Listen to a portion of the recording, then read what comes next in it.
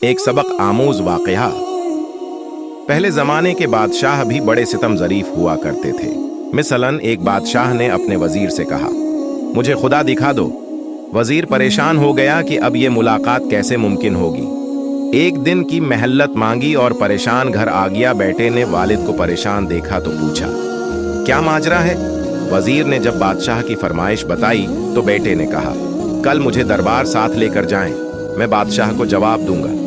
अगले दिन वजीर के बेटे ने बादशाह सलामत से दरबार में खुदा से मुलाकात करवाने से कबल दूध की फरमाइश कर दी। बादशाह ने हुक्म दिया और एक बड़ा तिलाई कटोरा दूध का हाजिर हुआ। वजीर के बेटे ने बादशाह से पूछा, क्या इसमें घी भी है? बादशाह ने कहा, बेशक उसमें घी है।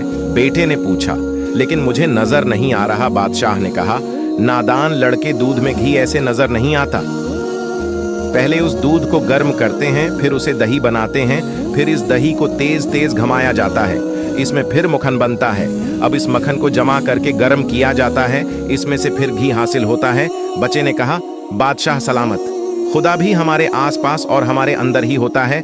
बस इससे मिलने के लिए दूध में से घी निकालने का तरीका पहले करना होता है, पहले मुजाहिदा करना होता है।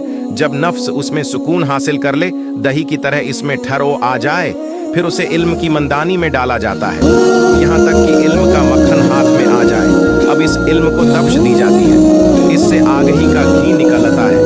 वो घी जिसके चिराग किलो जब आप जलाते हैं तो चार जानिब वो रोशनी फैलती है, जिसमें जहां भी देखो खुदा नजर आता है।